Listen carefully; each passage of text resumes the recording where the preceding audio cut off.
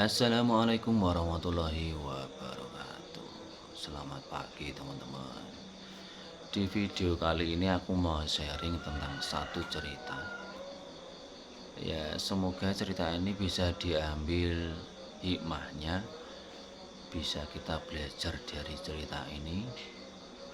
Dan kali ini ceritanya ada tentang orang yang sedang usaha untuk anaknya yang sedang sakit. Jadi ceritanya bahwa orang tua si ibu ini itu menanyakan bagaimana cara berobat di tempat berobat itu, prosedurnya bagaimana. Nah, setelah diberitahu orang, oh kalau berobat di tempat berobat seperti ini nanti caranya begini, begini, begini, dan begini. Jadi ada tahap-tahapnya, syaratnya apa. Dan sakitnya apa toh anaknya itu? Sakitnya itu ada benjolan. Benjolan yang ternyata pengamatan ibunya ini makin lama kok makin besar gitu ternyata. Nah, setelah itu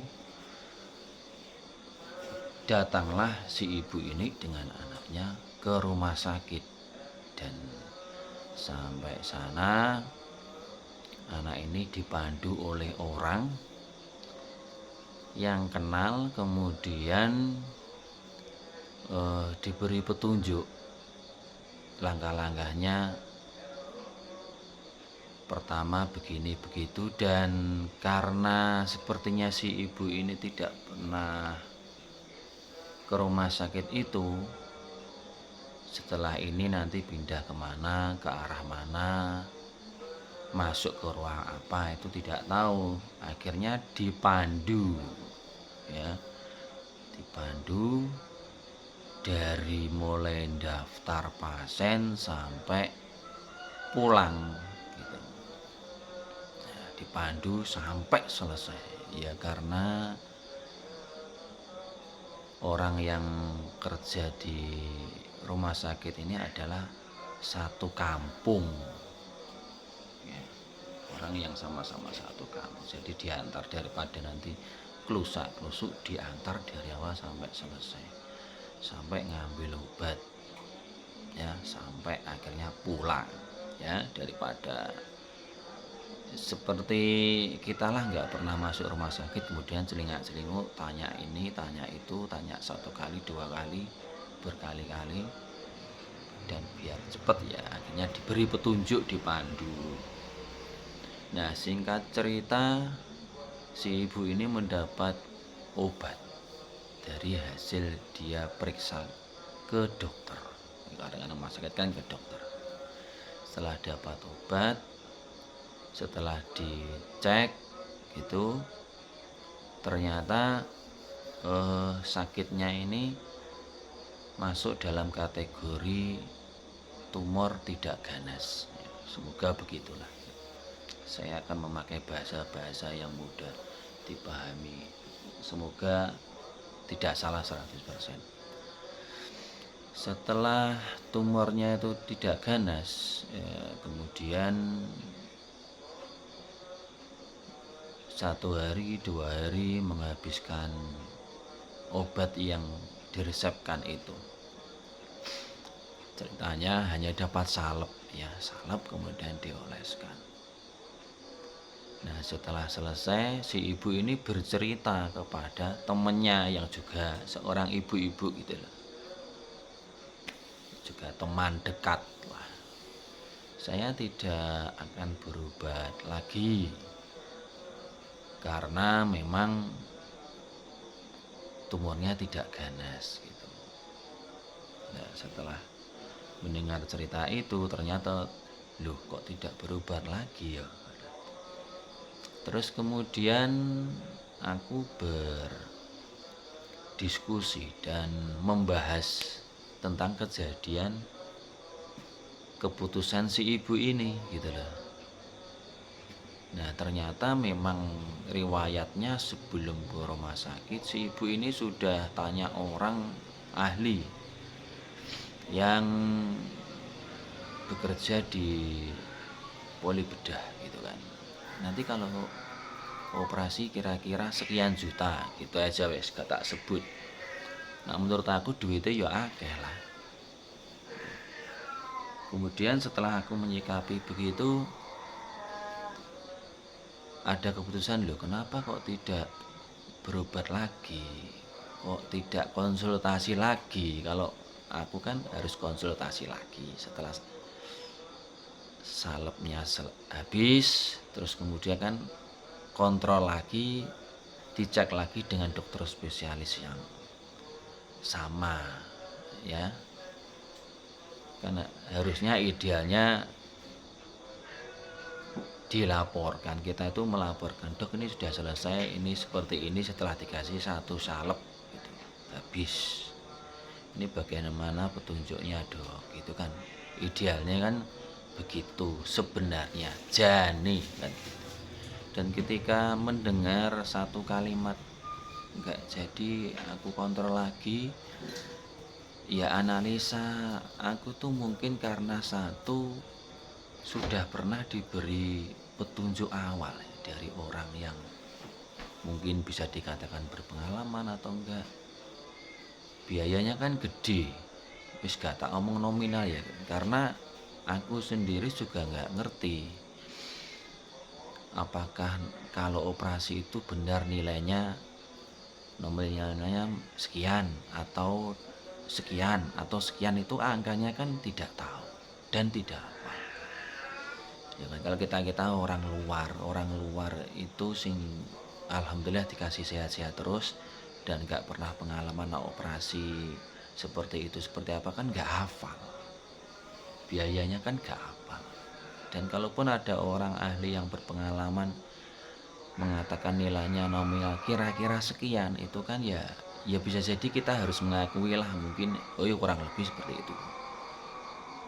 Nah akhirnya ya itu tadi nggak jadi berobat kan, ya wis aku harus menghormati beliau ibunya si anak ini kan. Jadi kalau analisanya mungkin satu biayanya gede, nggak punya uang misalnya. Sekali lagi kalau kita orang luar melihat hidupnya orang itu kan kadang loh masa ya gak di duit ya sekian juta gitu, padahal dilihat dari fisik hartanya, dilihat dari luar itu kan ya duwe bondo ini bondo itu, kenapa kok ya jeeman untuk anak gitu lah ya enggak. Yang kedua mungkin pertimbangan alah ndak ra tumor ganas kan gitu. Menurut beliau mungkin yo alah aman toh setiap hari juga ndak ada keluhan-keluhan serius dari anak itu kan gitu. Mungkin beliaunya ini si ibunya ini juga mikirnya begitu. Itu yang kedua. Yang ketiga juga mungkin namanya juga mungkin bisa ya bisa enggak. Ketika nanti kontrol dan ketika mungkin apa yang dikatakan orang yang pernah menginformasikan oh nanti nak berobat sekian juta gitu, ketika nanti di sana itu akhirnya juga diputuskan bu ini mungkin operasi gitu kan, setidaknya apakah juga harus dipaksa kan dokternya atau rumah sakit kan memaksa pasien kan bisa juga nggak bisa memaksa atau kalau kita coba kamu misalnya berobat nanti operasi ya gitu, kalau kita menolak kan ya nggak apa-apa karena mungkin alasan kalau kita mau jujur dengan dokter kan misal maaf dok kita belum punya duit misalkan, maaf dok kita nggak mampu misalkan kan nggak jadi kan nggak apa-apa. Tapi dibalik kita kontrol lagi kan akhirnya benar-benar tahu lagi informasi dari dokter oh ini ternyata dikasih satu salep nggak ada perubahan yang sangat besar ini bu gitu misalkan, siapa tahu begitu, siapa tahu kan ini hanya sekedar angan-angan pemikiran ya. kan kita dapat keuntungan seperti itu, ini harus segera Bu, nanti kalau enggak sekian bulan sekian tahun ya akan nambah besar lagi, apakah nanti nak anaknya nak wis remaja wis anu apakah yus dibiarkan gede itunya kan gitu, walaupun nggak sakit tetap saja kan dilihat secara fisik itu kan juga nggak normal loh, harusnya nggak ada tumor itu, sekarang ada itu gitu kan, akhirnya apa nanti juga nggak ngefek ke yang lain, misal mengurangi kepedean anak atau mungkin apa gitu kan. Ya dari akibat nggak mau berobat lagi tuh ya sudahlah, tapi ya kan kalau ada orang lain membutuhkan seperti itu kan kita harus setidaknya kita tuh menghormati keputusan si ibu itu ya kan gitu toh, itu haknya si ibu dari anak itu untuk tidak kontrol lagi.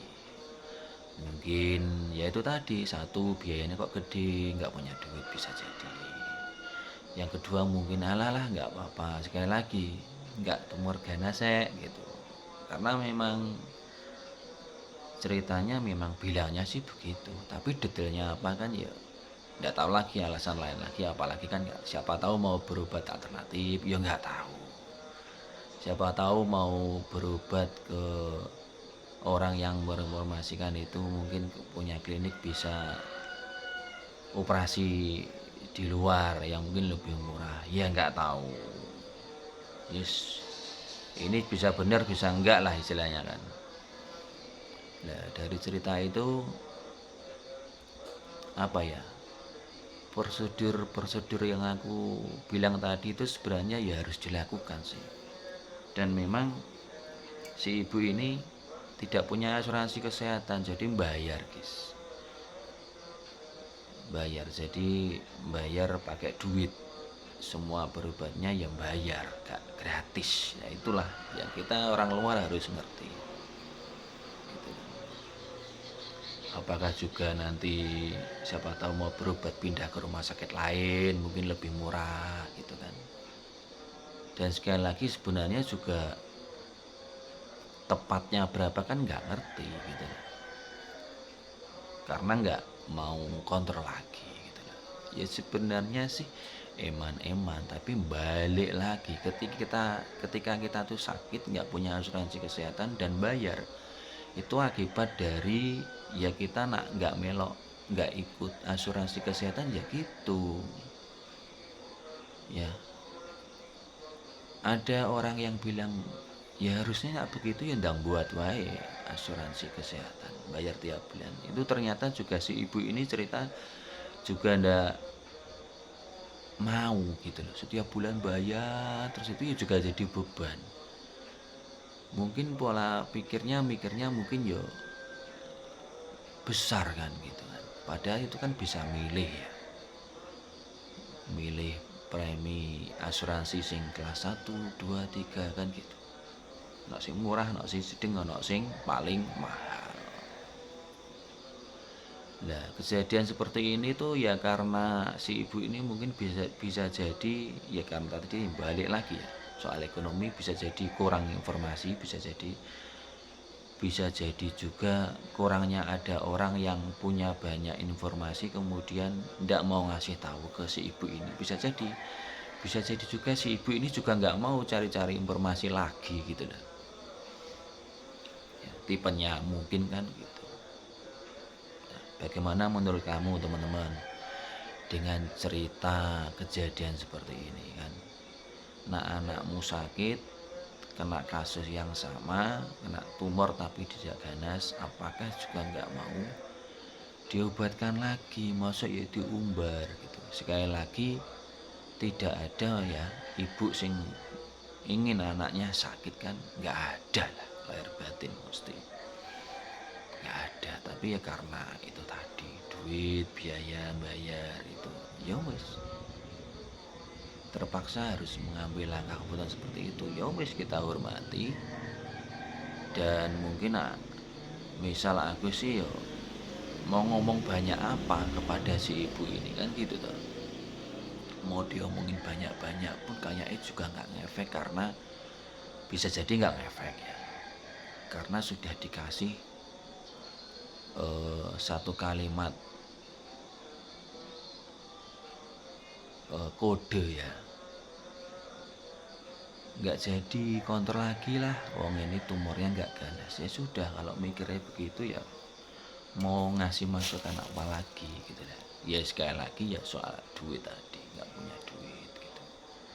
Makanya ya bener teman-teman, urip ki wong sinawang ketoke duwe, ketoke sugih, ternyata dalam hal tertentu yo gak mampu dalam hal materi. Uang itu gak duwe. Ya ketoke yo iso ubet, iso mikir bagaimana mencari uang walaupun hutang-hutang gitu kan, tapi ya juga akhirnya kan juga ya nggak mampu. Tapi sekali lagi ya kita hormati orang itu, kita hormati orang lain untuk bagaimana keputusan terhadap hidupnya, terhadap keluarganya, terhadap anaknya. Gitu ya teman-teman ya. Jadi sekali lagi plus minusnya nak kita ikut asuransi kesehatan tuh adalah plus minusnya. Setiap bulan juga kita bayar terus, sehat yang bayar terus. Nak nggak punya asuransi kesehatan, ketika kamu sakit yang parah, nak ringan flu, batuk gitu, kamu masih bisa beli obat tanpa resep di warung, itu sembuh lah. Tapi nak sing serius-serius gitu, mau ngomong apa dikira nggak akan menghabiskan hartamu, apa nggak akan mengeruk duitmu. Nah misal ketika sakit, misal mengancam nyawa misal, apa kamu juga nggak akan cari duit karena kamu harus bayar, nggak ikut asuransi ya toh. Ya mungkin nak misal orang itu nggak ikut asuransi kesehatan tapi sugih mblegedu gitu ya, duitnya turah-turah nyantai lah, mau sakit model apa-apa mau biaya apapun duit ada, itu nggak begitu masalah banyak ya enggak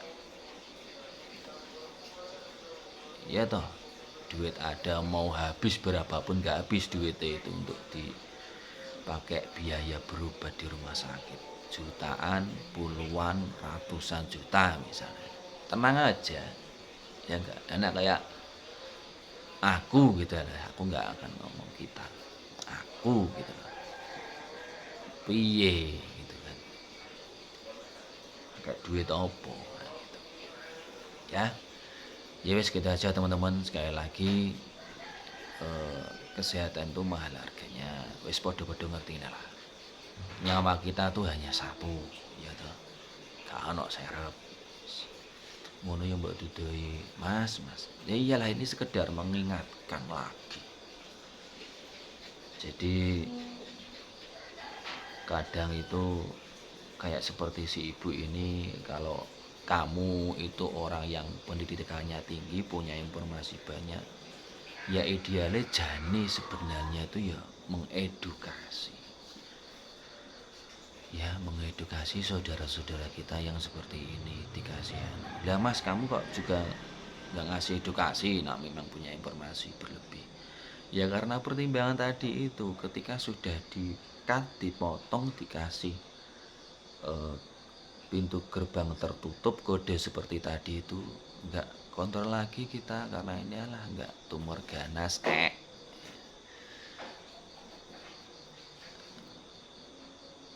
nggak membahayakan nggak misal tuh, ya sudah kayaknya kok nggak perlu lagi gitu. Dikasih tahu banyak-banyak ini itu, asuransi itu begini ya, asuransi kesehatan itu begini kelebihannya, kekurangannya begini, wis gak usah.